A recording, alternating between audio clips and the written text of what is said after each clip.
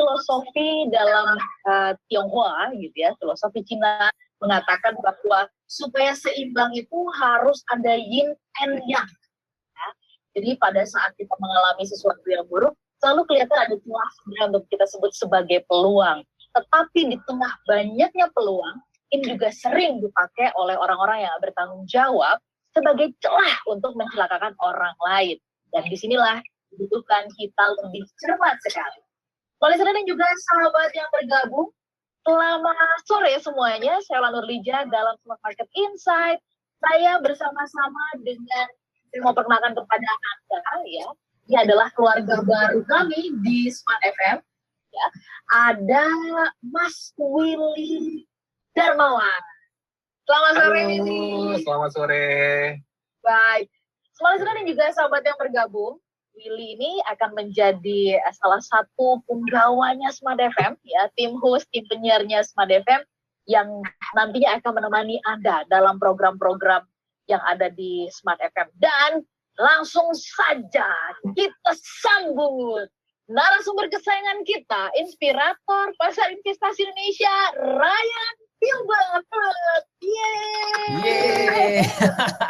Selamat sore Mbak Ola, selamat sore juga pada Mas William dan juga selamat sore kepada seluruh smart listeners dimanapun Anda berada. Oke, kita mau mengucapkan selamat berbuka puasa ya Willy ya kepada smart listener dimanapun berada. Ini kita menikmati saat-saat yang menggembirakan karena bisa berbuka puasa bersama-sama barangkali di rumah atau mungkin di kantor, seperti kami tadi di kantor dengan pengenalan-pengenalan kecil begitu.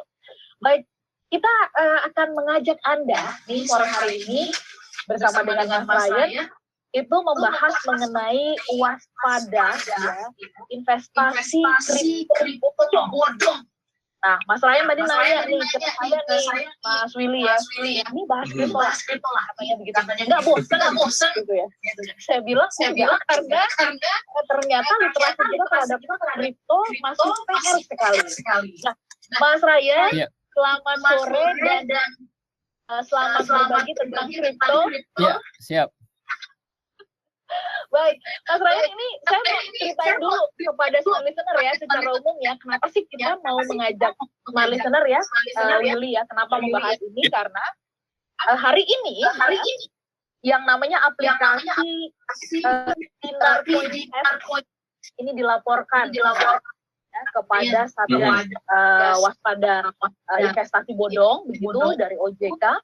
Lalu kemudian sudah tercatat ada 12 korban, Mas Ryan. Dan 12 korban ini kerugian itu sampai dengan 62 miliar. Itu duit semua pasti. Banyak banget itu duitnya gitu ya.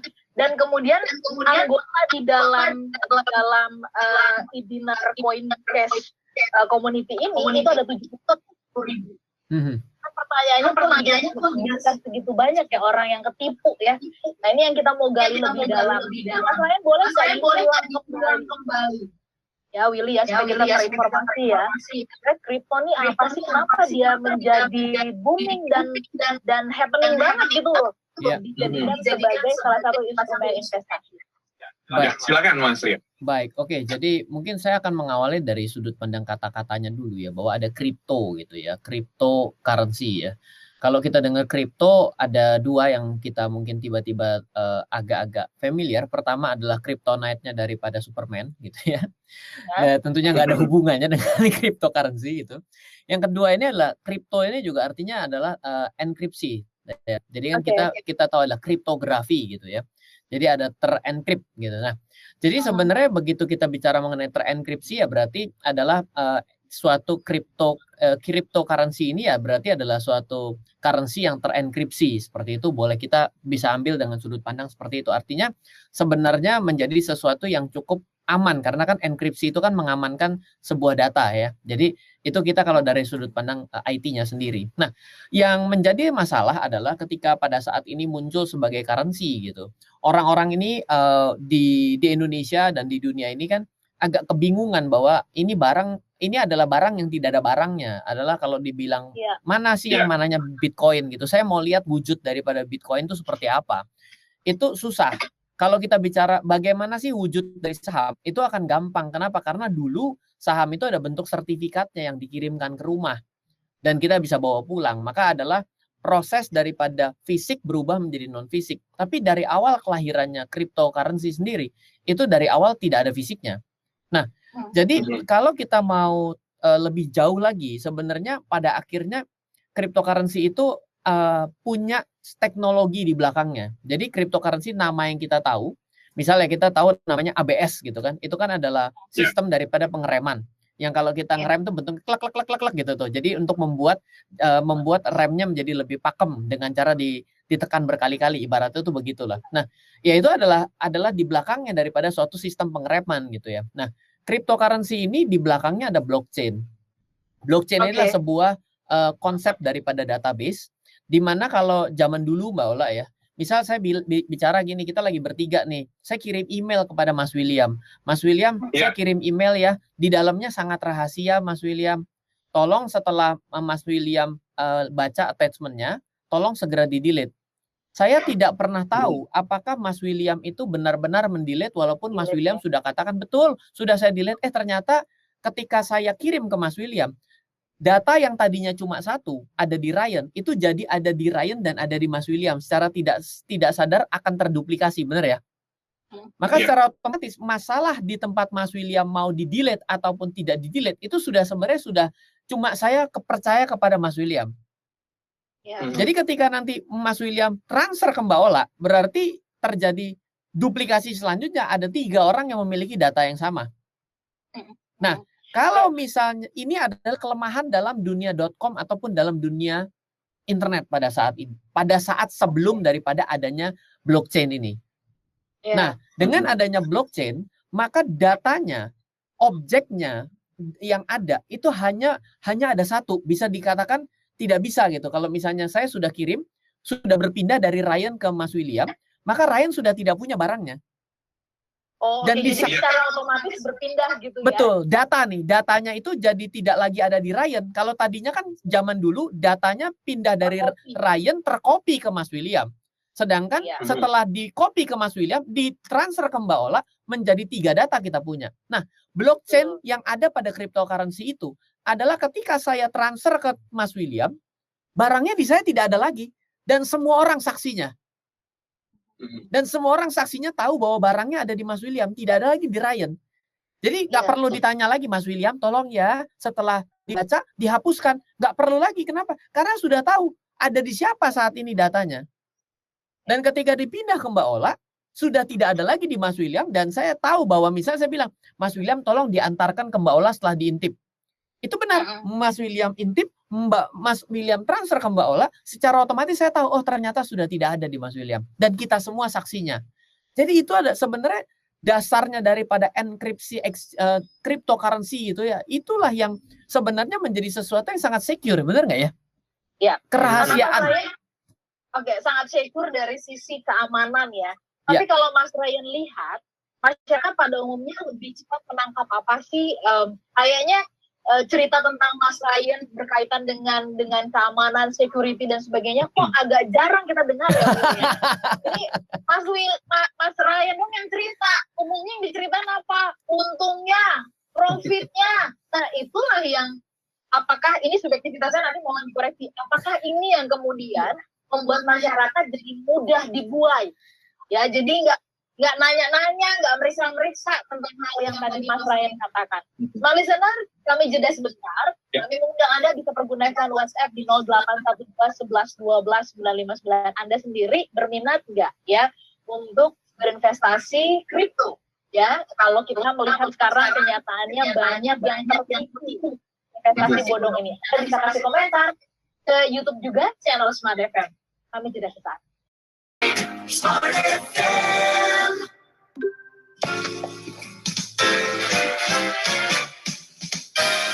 Kembali Anda ikuti Smart Market Insight bersama Ryan Filbert, inspirator investasi Indonesia.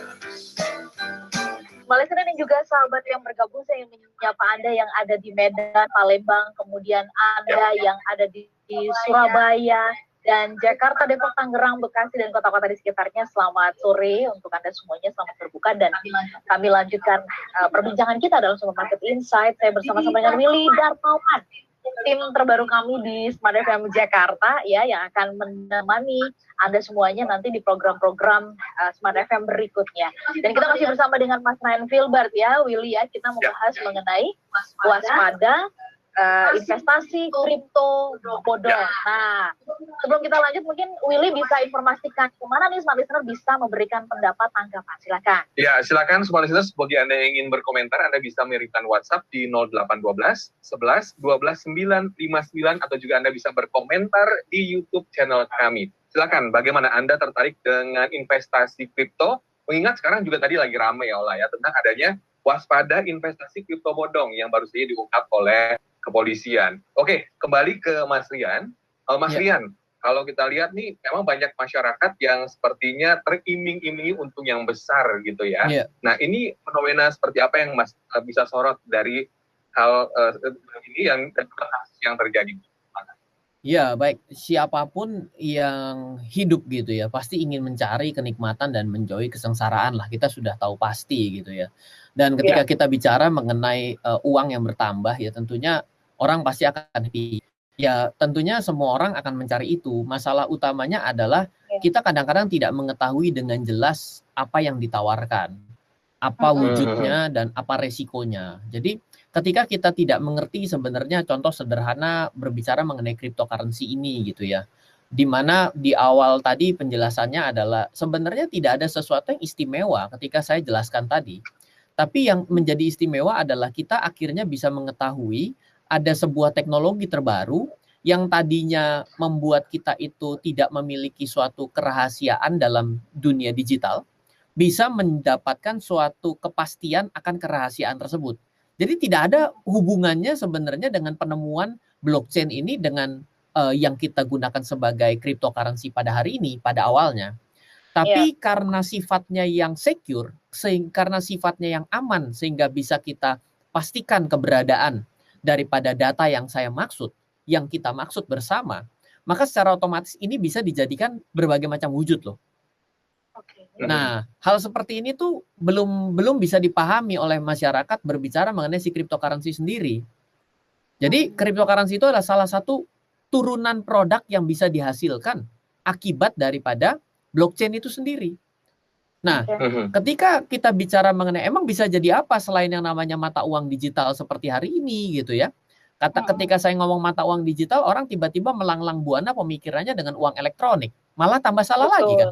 Tambah salah lagi. Iya kan? Jadi bingung. Beda ya Mas ya? Iya, nah jadi pertama yang saya harus ceritakan, oke lah kita akan mengerucut kepada si cryptocurrency sendiri gitu ya. Kalau kita sifatnya dengan mengatakan cryptocurrency, di Indonesia itu secara jelas tidak diperbolehkan kita melakukan transaksi saya membayar Mas William dengan menggunakan Bitcoin. Itu saya tidak boleh. Kenapa? Karena di Indonesia itu berlaku adalah yang membayar dan yang menerima wajib dengan mata uang rupiah. Jadi saya bayar pakai lukisan buat Mbak Ola pun nggak boleh sebenarnya.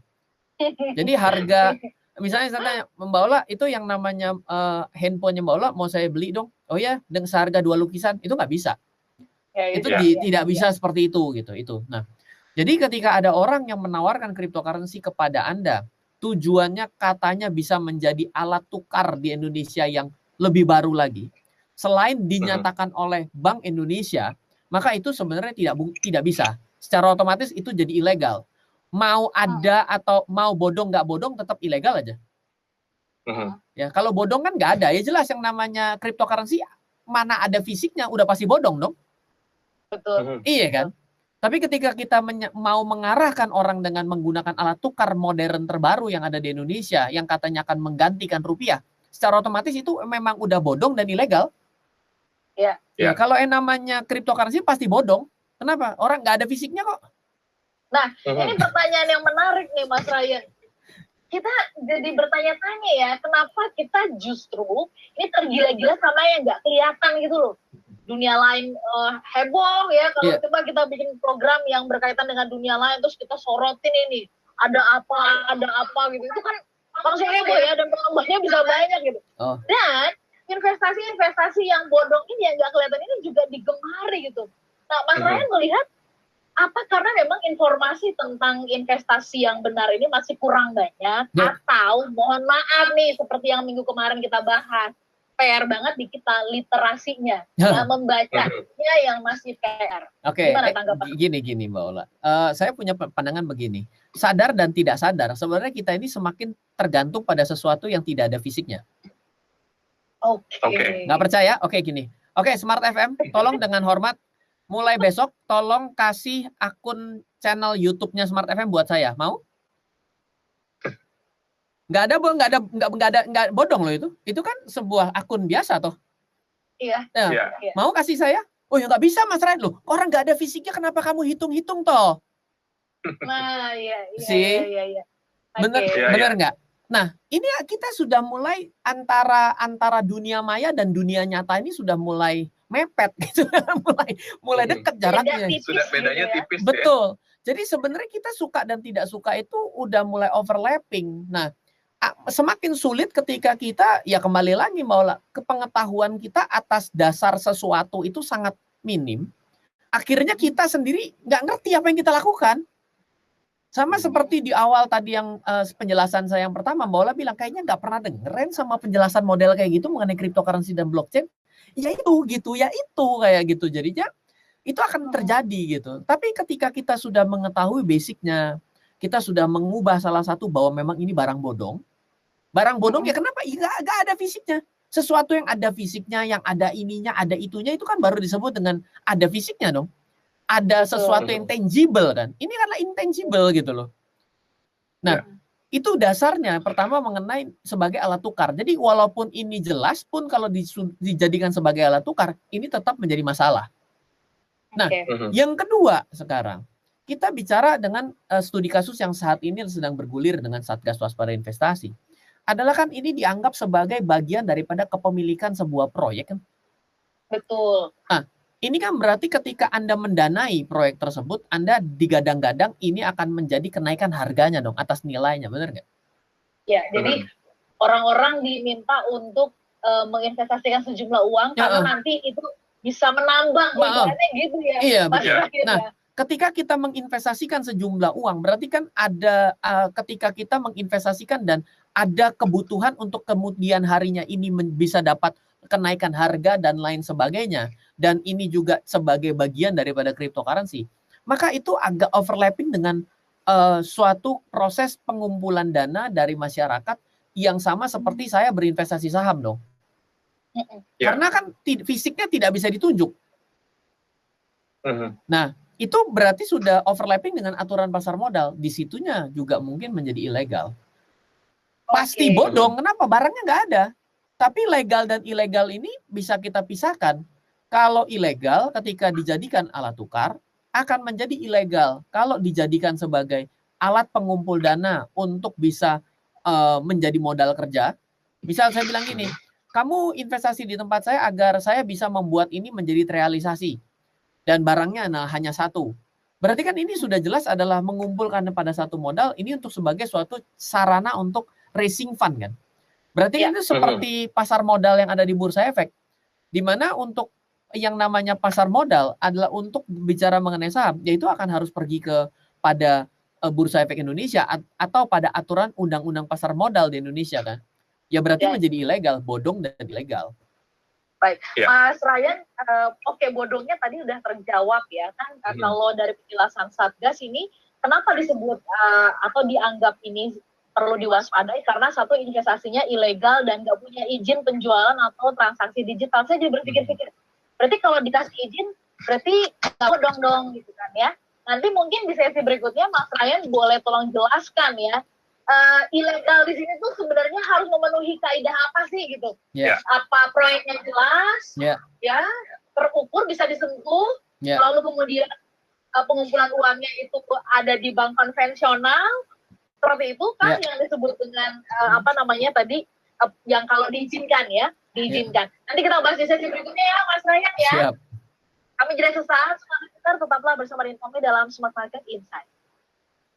Cukup besar sekali ya Ola ya kalau kita melihat, sangat memprihatinkan karena mungkin masyarakat ini sangat tergiur gitu ya dengan adanya kripto ini investasi. Gede banget. Ini 62 miliar coba kalau kita bayangkan dibagi-bagi jadi THR ya Mas Ryan. Bisa menggerakkan menggerakkan ekonomi bangsa. Oke, silakan Ryan, Mas Willy ya, diingatkan buat smart listener yang ingin memberikan tanggapannya dalam program kita. Ya, silakan smart listeners, bagi Anda yang ingin berkomentar, Anda atau bisa segera WA ke 0812 11 12 959 atau juga di YouTube channel kami ya. Silakan berkomentar atau juga Anda punya pertanyaan diketik saja pada malam hari ini.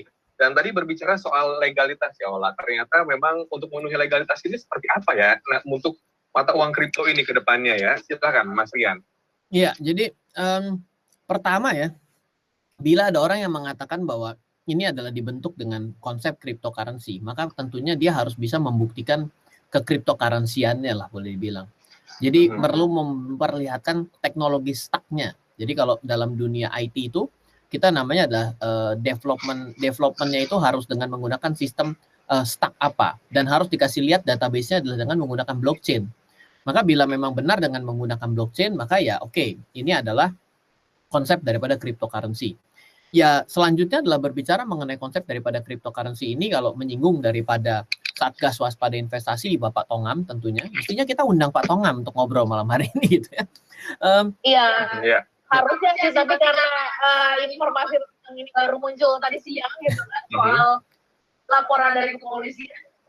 Ya, kita bisa undang Pak Tongam ya. Baik, nah nanti kalau misalnya ternyata ada hubungannya, misalnya ya, pertama tadi disebutkan tidak memiliki izin untuk daripada transfer ya Mbak Ona. Tadi apa yang dianggap melanggarnya adalah tidak memiliki izin apa? Investasi legal dan tidak punya izin penjualan atau transaksi digital. Oke, kalau untuk transaksi digital mungkin misalnya karena ini bisa dipindah tangankan kepada pihak lain, maka karena sifatnya adalah digitalisasi, maka kemungkinan besar itu harus memiliki izin daripada uang elektronik. Karena bisa kalau izin uang elektronik maka harus mengacu kepada PBI, Peraturan Bank Indonesia. Jadi silakan pergi ke sana. Lalu kalau daripada izin penjualan di bagian ini mungkin perlu dipertanyakan maksud daripada izin penjualannya adalah mungkin karena sifatnya ditawarkan dengan sistem multi level marketing, maka mungkin maksudnya adalah surat izin penjualan langsung SUPL seperti itu. Itu bisa diajukan seperti itu ya, untuk dimiliki oleh asosiasi penjualan langsung itu ya, Mas Ryan ya. Ya, itu jadi multi level marketing seperti itu. Jadi ya sebatas itu yang kita bisa tahu. Kalau misalnya tidak berizin, apakah benar-benar tanpa sama sekali izin usaha? Mungkin hanya ada orang yang salah paham dengan sebuah perusahaan memiliki PT itu adalah disebut dengan memiliki izin. Tapi ketika kita berhubungan dengan keuangan, maka ya mungkin saja itu harus memiliki izin-izin yang khusus. Contoh seperti ini Mbak Ola. Misal kita sama-sama sadar, saya misalnya bikin usaha baju. Saya bikin usaha baju, Mbak Ola saya tawarin ya, Mas William saya tawarin, Smart Listener saya tawarin gitu ya, Mas Riko di belakang saya tawarin. Saya bilang, Jovan. Ya Mas Jovan juga. Oke. Setelah saya bawa gitu ya bajunya, saya bilang, tolong dong bayar dulu di depan. Karena apa? Karena saya perlu beli bahan segala macam, nanti kamu nggak bayar saya lagi. Saya kumpulin sama 20 orang. Maka sebenarnya kalau seperti ini apakah bisa disebut ilegal? Tiba-tiba kita rada susah loh untuk menjustifikasi tersebut. Kenapa? Karena saya ngumpulin uang di awal. Ya, sebagai modal gitu. Betul. Ya. Dan itu terjadi loh. Bisa berjalan. Dan itu kan model-model pre-order semua yang ada di marketplace modelnya seperti itu. Berarti mereka semua ilegal dong. Waduh, bener nggak? Bener nggak? Gitu. Tiba-tiba kita jadi konflik sendiri dengan prinsip dasar daripada keilegalan dan kelegalan sesuatu.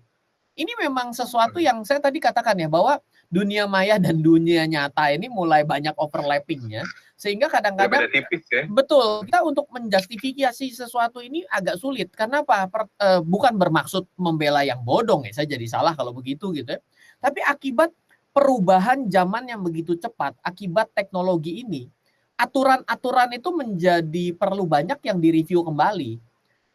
Nah, jadi kembali lagi kita punya banyak PR, yaitu adalah keberanian daripada pemerintah dan juga tentunya apresiasi seperti dari Satgas Waspada Investasi itu bisa lebih dini lagi ketika melihat sesuatu yang dirasa tidak benar sebelum jatuhnya korban harus berani untuk ditutup.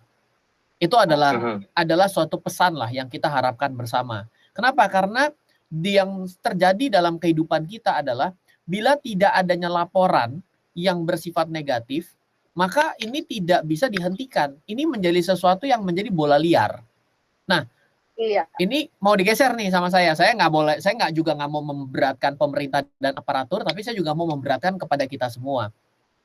Di sekitar kita akan banyak sesuatu yang kadang-kadang kalau kita pikirkan, saya tabrakan dengan tadi konsep pre-order, tiba-tiba Anda jadi bingung. Loh, kalau gitu selama ini saya pre-order izinnya apa?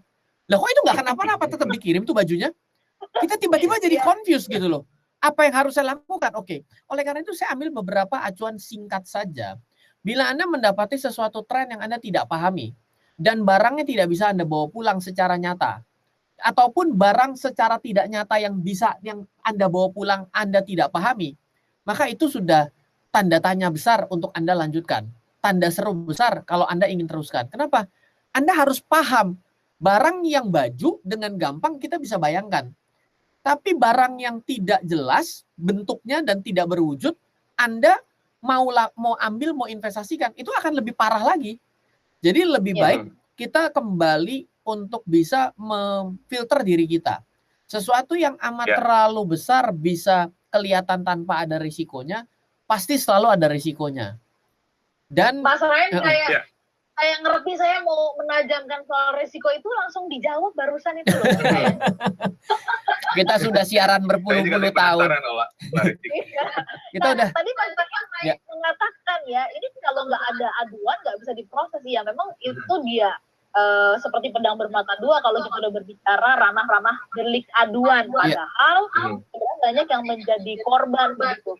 Mas Ryan, saya mau menajamkan resiko tadi. Ini banyak loh juga yang beredar. Saya terima WhatsApp, saya nggak tahu Willy pernah nggak ya terima WhatsApp atau juga SMS keluarkan ya investasi dengan ini, lalu taruh dulu uang sekian, dibuat tuh perhitungan skemanya dan kita tuh tergiur, oh iya ya ternyata ini yang kita harus keluarkan tidak terlalu besar tapi dapatnya gede banget gitu. Nah siapa yang nggak tergiur gitu loh Mas. Nah mungkin apa yang harus pertama kali kita sebagai konsumen waspadai dan sorot gitu loh Mas ya. Ketika ada sebuah penawaran investasi, apakah di skemanya itu harus kayak gimana, yang masuk akal itu kayak gimana?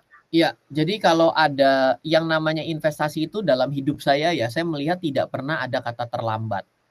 Jadi ketika Anda mendapatkan suatu penawaran yang rasanya kalau Anda tidak lakukan sekarang kok rasanya Anda akan terlambat, maka menurut saya itu sudah bukan ranah investasi itu, tapi ranah judi.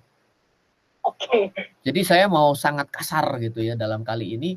Jadi pertama kali ketika Anda mendapatkan suatu penawaran, ayo kita investasi itu, Anda kok rasanya kayaknya terbuai untuk bisa cepat-cepat, kalau enggak ada orang lain yang Anda untung orang lain rugi. Berarti ini adalah ranah judi, zero sum game. Orang lain kalau properti pun demikian, mana urus kalau saya bilang. Lebih baik Anda mulai dari saklek terlebih dahulu, mikir dulu, daripada Anda pusing belakangan.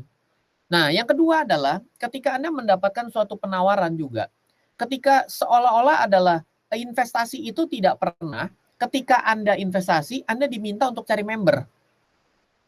Nggak ada. Jadi kalau contoh sederhana. Udah kita investasi, kita ada tugas lagi nyari member. Nggak ada. Contoh gini sederhana. Mbak Ola pergi ke toko emas, beli emas. Emangnya toko emas bilang gini, Mbak pengen cepat naik nggak emasnya? Tolong dong cari 10 pelanggan ke saya, nanti harga emas naik deh. Nggak ada. Masih ada pekerjaan selanjutnya. Nggak ada. Investasi, bos. Kalau lu beli investasi, kalau Anda beli investasi, Anda beli satu, Anda keep saja. Jadi kalau dasar-dasar daripada investasi secara basic ini kita bisa pegang. Memang benar, investasi pasti ada yang rugi. Ya sama lah, punya anak 12, emang 12-12-nya sukses. Kan nggak juga gitu. Jadi itu adalah ada sesuatu yang memang sesuatu uncontrollable ya, boleh bilangnya. Tapi itu adalah dasar investasi. Yang pertama, kalau Anda ngerasa Anda harus beli sekarang, kalau enggak ada orang lain yang lebih untung dari Anda ataupun rugi, Anda sudah tidak investasi. Menurut saya sedang judi. Mau judi itu bisa dijadikan dimanapun.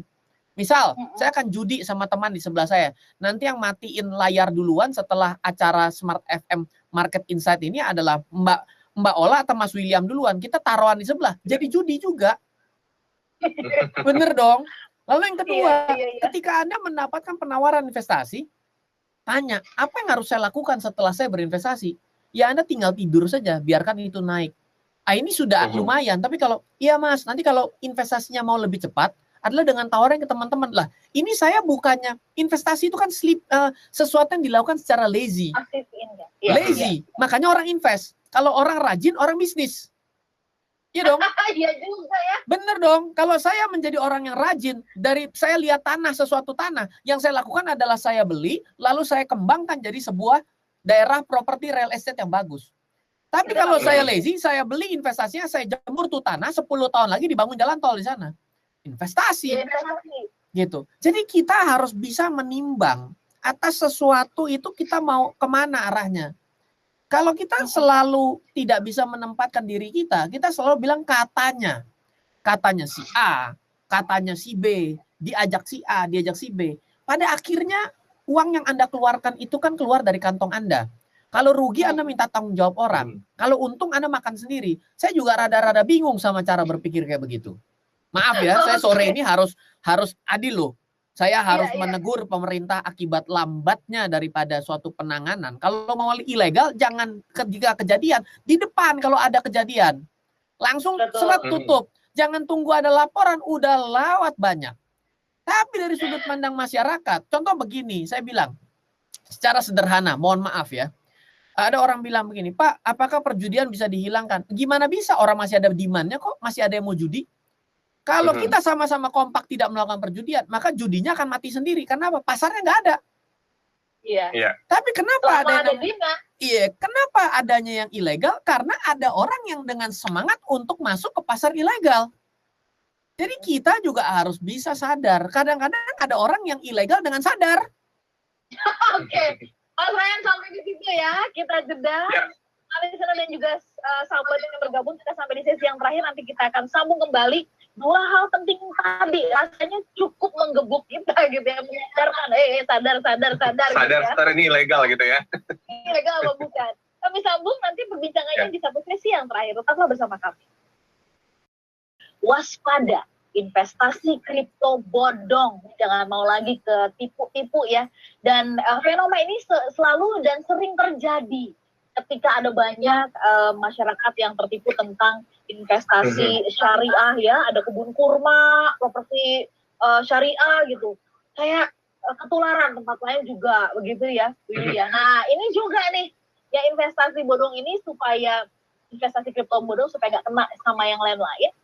Kita perlu simak lebih dalam apa yang dijelaskan oleh Mas Ryan Filbert. Ada 2 yang perlu di-highlight tadi, yaitu bahwa kalau ada yang ngawarin pada dasarnya investasi itu tuh ya tidak disuruh mencari member. Kalau disuruh cari member, tanda tanya ya. Dan namanya investasi adalah passive income, smart listener. So, kita bisa tidur nyenyak, uang datang nih, karena kita sudah menginvestasikan atau menaruh uang kita di instrumen investasi yang kita percaya. Mas Ryan, kita lihat dulu ya respon dari pendengar baik melalui WhatsApp dan juga YouTube channel Smart FM. Mereka bertanya seputar apa sih? Kita mulai dulu dari yang di WhatsApp, silakan Willy. Ya, sudah ada WhatsApp dari Dodi. Ini pertanyaannya, apa underlying aset atas cryptocurrency ini? Nah, selama tidak bisa digunakan untuk alat pembayaran, cryptocurrency ini hanya akan jadi bubble saja. Cryptocurrency ini mirip dengan Glitterful Theory. Nah, apakah cryptocurrency ini tidak berpotensi menjadi skema Ponzi versi 4.0 hingga tidak ada peran regulator dalam proses perpindahan kepemilikan? Nah, satu lagi nih, saya memiliki manfaat blockchain dari aspek keamanan IT saja. Apa manfaat di luar itu? Ini agak banyak ya Mas pertanyaannya. Mungkin secara garis besar aja. Silakan tanggapannya Mas Rian. Iya, sebenarnya ketika kita melihatnya dari sudut pandang tidak ada gunanya gitu, sebenarnya tidak ya. Karena pertama, kita harus sadar di awal tadi kita sudah bisa pastikan bahwa kalau ada barang yang tadinya di saya dalam bentuk data, bisa saya pindah kepada Mas William, lalu juga bisa ditransfer kepada Mbak Ola dan dapat kita pastikan bahwa barang itu tetap hanya satu. Maka ini bisa menjadi solusi pada banyak masalah yang memang membutuhkan aspek-aspek tersebut. Ya pertama ya tentunya adalah uang itu sendiri. Di mana pada pertama kali misalnya kita itu menggunakan perantaranya itu adalah bank untuk mentransfer uang dalam jarak negara gitu. Tapi dengan adanya transaksi seperti ini kan bisa berpindah secara lebih efisien. Jadi sebenarnya adalah harusnya sistem database seperti ini adalah dipikirkan oleh bank-bank yang besar. Ya tentunya adalah peran serta dari bank sentral itu untuk bisa mengadop hal ini sehingga transaksi atas transfer keuangannya itu menjadi lebih murah, lebih efisien. Kalau tidak akan menjadi mahal. Kalau kita menggunakan uang itu harus dicetak uangnya, maka akan menjadi lebih murah kalau uangnya tidak pernah dicetak, tapi tetap bisa berpindah antara uangnya saldo dari saya ke Mas William dan juga Mbak Ola tanpa adanya potensi untuk dispute.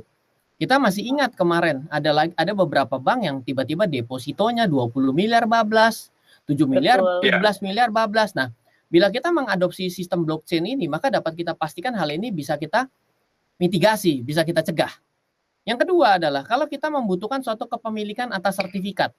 Selama ini kalau kepemilikan atas sertifikat di BPN, berapa banyak yang terjadi sengketa? Ada sangat banyak. Betul dong? Padahal bisa aja sertifikatnya bukan palsu, tapi sertifikat aspal. Berarti 2 orang memiliki sertifikat yang sama persis. Yang sama. Iya, itu kan berarti menjadi rawan dispute. Bisa kita bayangkan kalau kepemilikan ini kita sifatnya adalah nasionalisasikan dengan semuanya dengan sistem blockchain yang ditransfer dengan menggunakan kepemilikan secara enkripsi ini, maka kepemilikan ganda itu dapat kita pastikan tidak mungkin bisa terjadi. Lalu ketika kita proses daripada voting untuk kepemilihan daripada kepala negara dan lain sebagainya, kalau kita menggunakan kertas, berapa banyak kita saling adu dan saling klaim bahwa kertasnya tidak sah? Ada sangat banyak. Kalau kita bisa lakukan ini, bahwa Mbak Ola memang sudah pernah mendaftar, terkunci dengan ID-nya Mbak Ola secara digital, maka secara otomatis itu bisa terkunci bahwa tidak mungkin adanya kepemilihan 2 kali, nggak perlu celupin tinta ke tangan berkali-kali, benar nggak? Ini sebenarnya kayak kita di aplikasi belanja, kalau udah masukin 1 nomor telepon terus kita masukin lagi nggak bisa tuh. Oh iya, itu konsep mungkin juga database-nya masih ke database biasa, tapi sistem database itu sudah dikunci, tidak bisa melakukan double. Kenapa? Karena yang namanya nomor handphone kan hanya satu yang ada di dunia kan. Yang milik Mbak Ola adalah Mbak Ola. Makanya itu disebut dengan authenticate gitu ya. Nah, hal-hal seperti ini kalau kita secara terbuka mau melihat, maka apakah iya ini tidak ada underlying-nya? Underlying-nya pada akhirnya adalah apa yang mau di-digitalize secara secure. Apa dulu yang mau di-digitalize? Kalau tidak ada ya tetap tidak akan ada underlying-nya. Sama seperti tantangan saya tadi ke Mbak Ola. Mbak Ola, boleh nggak saya minta channel YouTube-nya? Oh ya nggak bisa. Loh, nggak ada loh. Itu nggak ada underlying-nya loh. Memang di situ ada investasi kameranya yang tercantum pada YouTube channelnya. Enggak. Nggak ada. YouTube channel sama YouTube channel kamera-kamera. Nah, inilah yang saya bilang sudah terjadi blending yang membuat kita kadang-kadang masih punya sudut pandang bahwa underlying itu adalah barang, underlying itu adalah tumbler saya, laptop saya. Yes, itu adalah fisik. Tapi kalau Anda berbicara mengenai dunia internet dan juga IT, maka yang namanya aset itu adalah data sendiri adalah aset. Maka ketika saya bicara data adalah underlying-nya, Anda berimajinasi lagi, data yang mana yang dimaksud? Kan bingung dong. Nah, jadi ini memang ada suatu lompatan yang besar yang menjadi celah untuk dimainkan orang-orang yang teramat tahu untuk melakukan manipulasi orang-orang yang tidak tahu dan tertinggal. Oke. Dimanipulasilah orang-orang yang tidak tahu oleh orang-orang yang tahu, dan seolah-olah ketika kita dimanipulasi kita tuh udah yang paling tahu gitu ya Mas Ryan ya. Iya. Pede dalam jalan yang salah gitu loh. Iya, makanya kita memang dalam dunia yang hari ini bergerak begitu cepat gitu ya. Teknologi dalam dunia digital itu begitu cepat berpindah dari satu dengan yang lain. Kalau Anda pada hari ini baru mengenal blockchain, maka sebentar lagi Anda akan mengenal Hedera, di mana Hedera itu adalah sistem blockchain yang lebih baru lagi, di mana kalau blockchain itu tanpa ada aturan dasar, di mana aturan dasarnya adalah smart contract itu sendiri. Sedangkan ketika Anda berpindah ke Hedera, Hedera itu adalah sistem seperti blockchain yang sudah ada terstandarisasi. Nah, makin bingung lagi. Saya pun belajar sudah terseok-seok ini. Oke. Baik, Mas Ryan, kita janjian nanti belajar lagi bersama-sama minggu depan. Sebelum kita kunci perbincangan kita di sore hari ini, minta maaf banget buat Anda yang sudah berkirim. Tapi saya ingin sekali ya bahwa perbincangan ini di sore hari ini setidaknya kita kasih daging-daging dulu nih kepada semua listener ya, supaya waspada benar terhadap yang namanya investasi bodong kripto. Ya, Mas Ryan, apa yang menjadi titik tekan untuk diingatkan kepada smart listener? Kalau pas lagi nggak ada laporan, kita terlena. Begitu ada laporan, oh iya, waspada gitu. Nah, supaya ini selalu bisa menjadi kayak alarm buat kita. Apa Mas Ryan? Ya, kalau Anda mau mulai mengenal cryptocurrency itu bukan suatu hal yang salah lah. Jadi yang perlu Anda ketahui adalah ada cryptocurrency yang sudah sangat populer dan terkenal di dunia. Lebih baik Anda mulai belajar dari yang paling terkenal dibandingkan dengan yang digadang-gadang besok jadi terkenal. Itu sama seperti ajang pencarian bakat. Yang datang ada 100.000 orang, yang jadi juara cuma satu. Lebih baik Anda ngundang Bunga Citra Lestari untuk nyanyi di kafe Anda yang sudah pasti rame gitu loh, pasti banyak yang datang. Nah, lebih baik Anda berinvestasi ke sana gitu daripada Anda mencari the next rising star. Orang Anda tidak tahu bagaimana cara mencari the next rising star, kok tiba-tiba mau cari the next rising star kayak Anda adalah juri ajang pencarian bakat gitu kan. Kira-kira begitulah menurut saya. Baik Mas Ryan, thank you banget buat sore hari ini. Thank you juga buat Willem ya. Karena sore hari ini bersama-sama dengan kita dalam Smart Market Insight, dan perbincangan ini terekam dengan baik di YouTube channel Anda, kan Anda bisa mengulang kembali untuk menyaksikan kalau tadi ketinggalan perbincangan seputar waspada investasi kripto bodong. Mas Ryan, kami doakan sehat-sehat. Minggu depan kita jumpa kembali. Saya Lanur Lija. Saya William Darmawan. Dan saya Ryan Filbert. Kami bertiga mengucapkan terima kasih. Selamat malam dan sampai jumpa. Dan thank you, Mbak Ola, Anda Mas simak Julian, Smart Market bye-bye. Insight bersama Inspirator Investasi Indonesia. Halo, terima kasih sudah menyaksikan video di RF Channel on YouTube.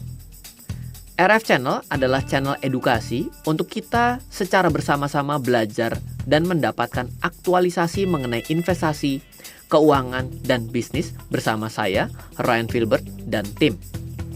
Add nomor WhatsApp saya di 0895 07 08 0789 0895 07 08 0789.